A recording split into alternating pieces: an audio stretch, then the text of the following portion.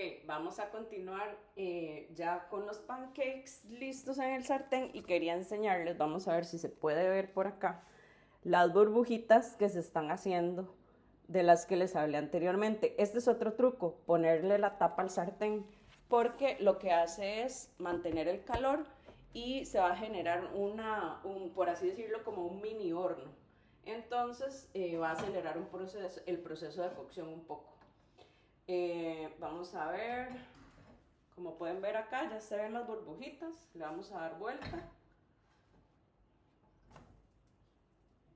y se van viendo doraditos, como pueden ver por aquí.